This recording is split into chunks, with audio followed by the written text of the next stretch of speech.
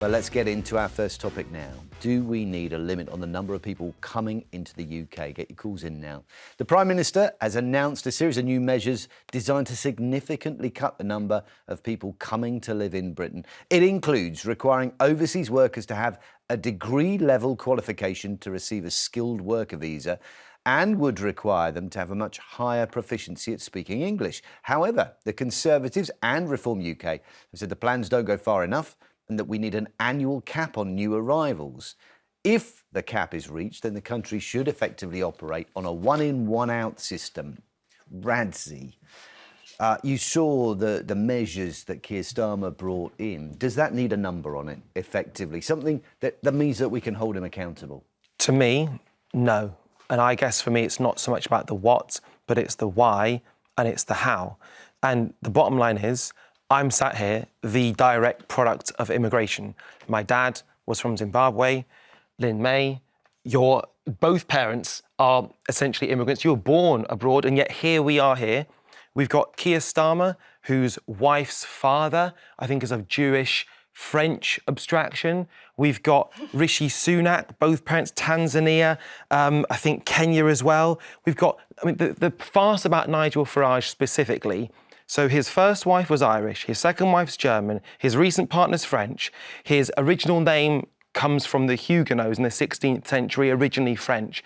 We are talking about a guy who goes back to Europe just with his own etymology. So what's going on here? What's going on here? Is this Keir Starmer responding Totally. to the local elections and the by-election there and saying, look, we need to fight off reform and the popularity that they're gathering, and you're saying not only do we not need a cap on immigration, but even these measures are going too far? Well, yeah, when we look at the history of the individuals making these decisions, they are themselves the product of the thing that they are potentially putting a cap on. And so for me, an arbitrary number, where do we start? Which group of people do we say, right, bang, we're going to reduce? Will it be construction? Will it be healthcare, social care, agriculture? What's it going to be? How do we start this process? And it's clearly in direct response to what happened in Runcorn. And I hate that for the Labour Party, that we go, right, let's just wait a second. Let's see what's happened.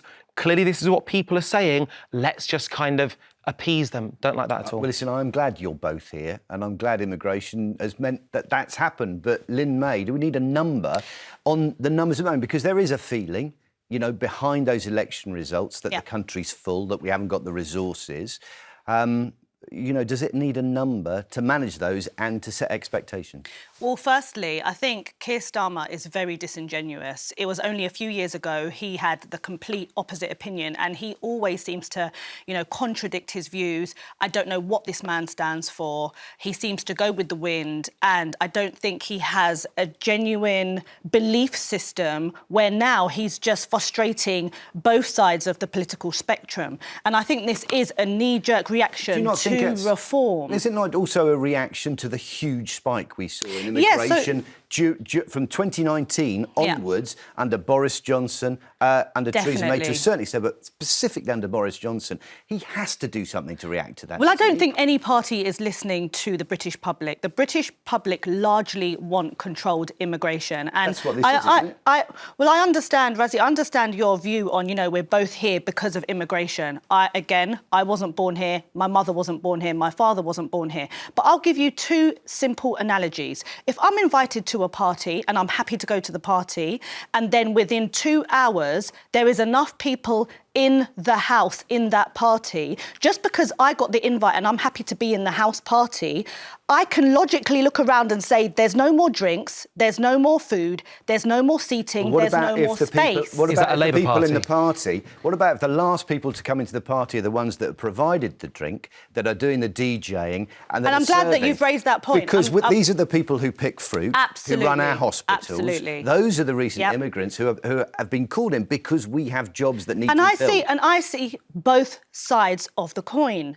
The reality is there are nearly 1 million people aged 16 to 24 who do not want to do anything claiming benefits. Why can we not encourage those people to try and get into work? Why can we not empower our young people, go into schools and have legal migration is net gain for us. Yep. Those are people who produce. Yep. So the people that we're talking about, because you can only really control, well, obviously you can control illegal migration, but legal migration is, which is what we're talking about here, putting a number on that, those people are net growing the country.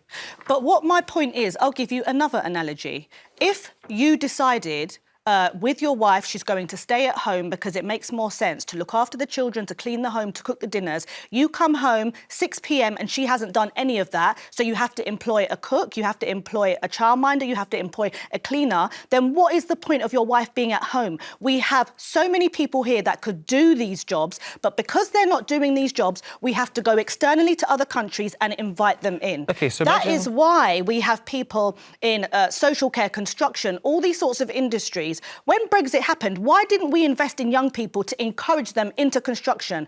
Why do we have that deficit of people where we have to go abroad and then people here are not doing the jobs? Yes, I'm not going to say we should stop all migration. It's a positive thing. But we cannot have, at the end of 2023, nearly 1 million people came in here. I work in housing. My issue is the infrastructure. If we had net migration of nearly 1 million people in 2023 and we're not building the homes and the waiting list for housing is 10 years for people to get housing, where they have to go, we spoke about this last week, where we have to go to private landlords and beg them for their homes for people to be housed, there is an issue. Okay, say for example, so imagine there's zero migration. So all these people that you speak about, 16 to 24, we get them all working. Well, they need to be trained. So that's vocational qualifications. Yep. That requires investment. That increases the size of the state. That requires tax money. Well, Farage is simultaneously saying that we're going to be reducing the size of the state, yet apparently training these young people for jobs that they are ill-equipped currently to do. So which is it? It's an incongruous... We have to look at our education I do want to system. take some calls as soon as possible because we've got loads coming in. Richard's in Buckinghamshire. Richard, do we need to put a number on what we're aiming for with migration, with immigration? What do you reckon?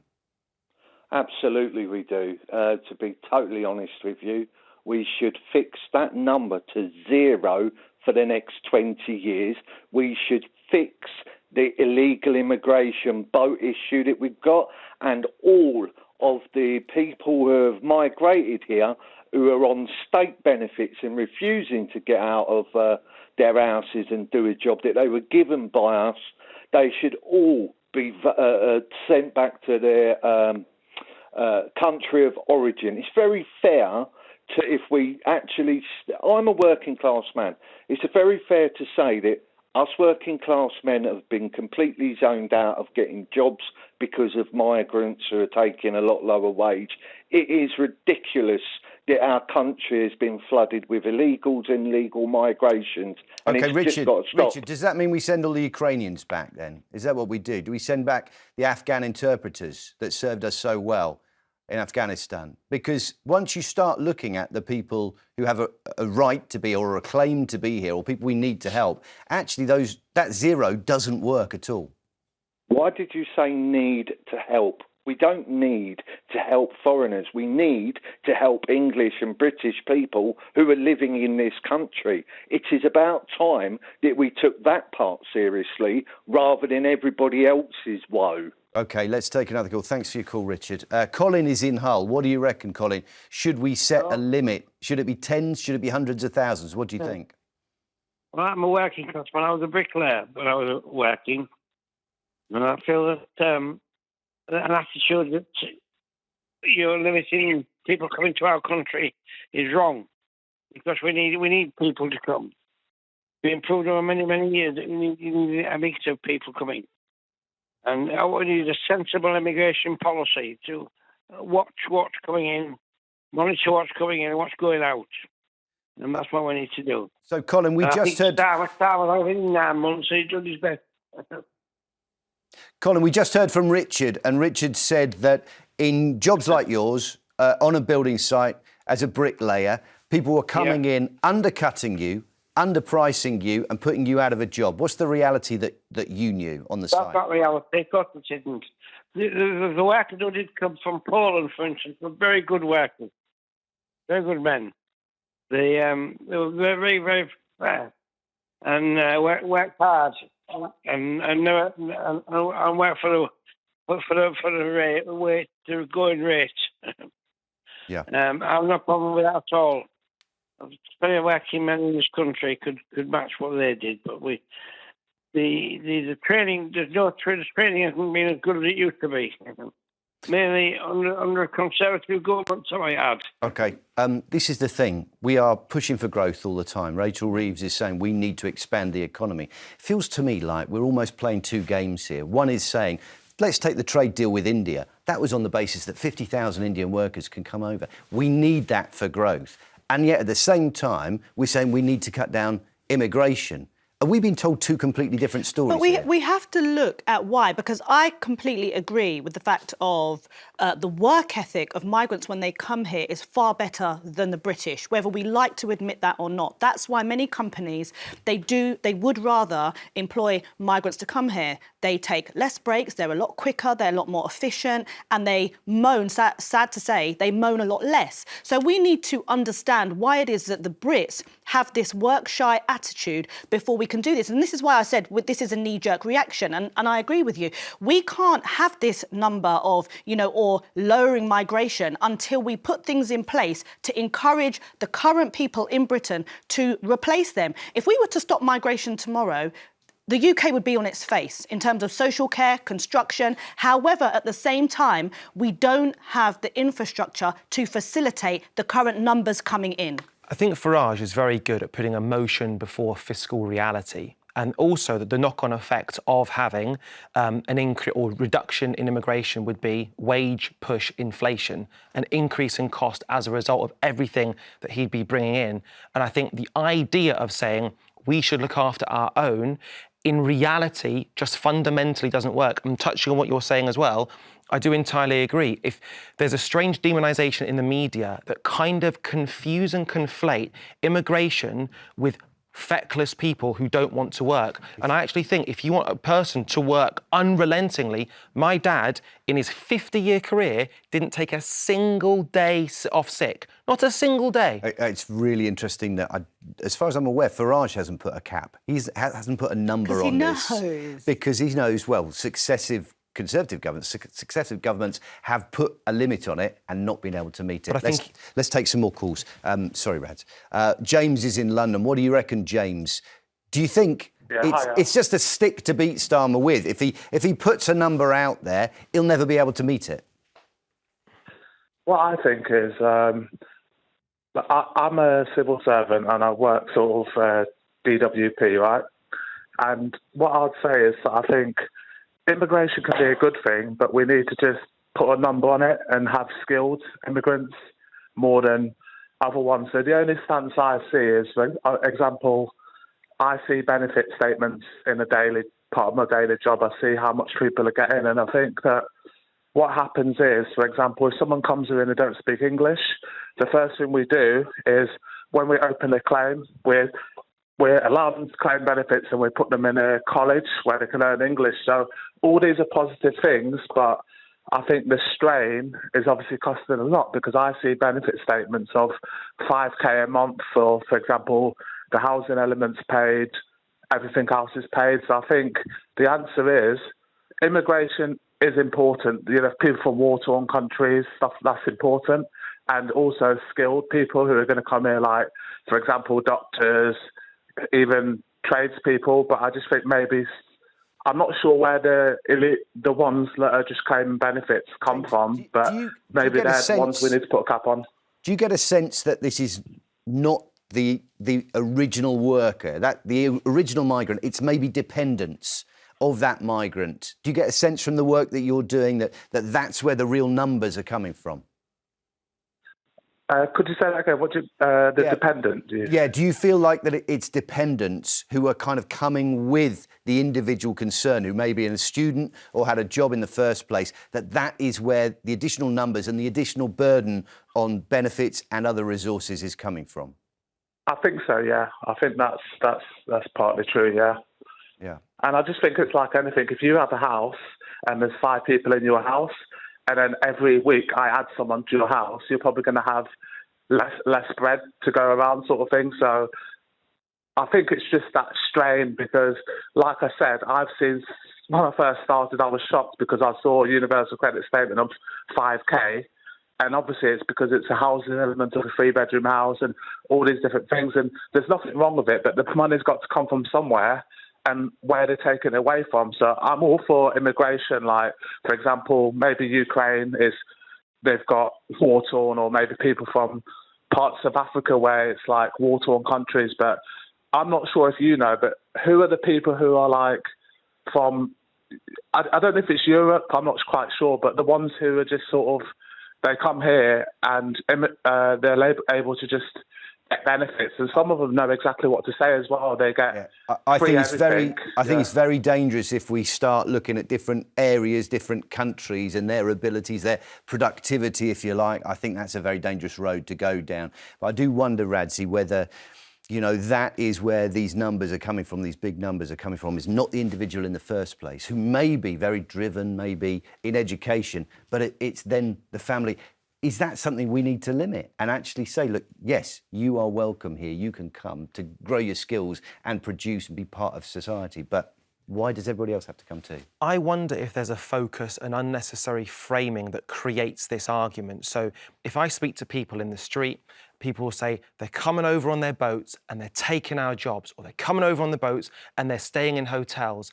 And I think there's a seed of truth in what's being said, but I don't think it's a true truth, to quote a great philosopher. And we spoke earlier on about the foreign students. £28 billion annually of a net contribution to society is the equal to the India net trade deal. So we had Starmer saying what an amazing deal this is. The foreign students do that. I went to Loughborough Uni. Most of the postgrads came from China, came from other countries, because fundamentally the business of university doesn't work. But it's after. The dependents, again, following on from what the caller previously said, a lot of these dependents, again, when people say, you know, the culture is different, I don't like to get into that, but there is some truth to it. You have these people that come over, they're willing to work hard, the husbands, but then you have vast amounts of wives that do claim the benefits, they're not working, they're not speaking English. And when you look at British people where the woman has to go to work, the husband has to go to work, it's only natural there will be a resentment towards that sort of household where they have the largest houses, the most children, they produce the most, and the wives tend to not work. OK, listen, we want to take one more call. Susan's in Hertfordshire. Susan, do we need to put a number on the number of people coming over legally? Because we're talking about legal migration here. Illegal migration, only 1%. What do you think? Yeah. We need to put a number on it. Yeah, we do. It's absolutely essential at the moment because this country is full up, I think, of people. We have a drought situation at the moment where there's a shortage of water in some areas. This all comes from increased housing. We don't have the houses to accommodate more people. We know that. We don't have schools. We don't have NHS resources to treat them. Well, you could say that. You could say that's because a lot of those roles are actually being filled by migrants. You know, we have care workers, huge vacancies for care workers and hospital workers. That could be filled by people coming from overseas. Well, it could be, but it could also be filled by people from this country being encouraged into work, as your speaker mentioned, the lady that's Lin, on your programme. OK.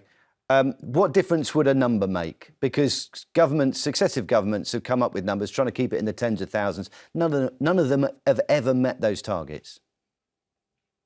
What difference would a number make? I'm not for putting a number on the maximum that can come in. I'm for what the previous caller mentioned, a zero. Just zero. Number. OK. Listen, thank you, Susan. Thanks for your calls. Thanks for all your calls on this.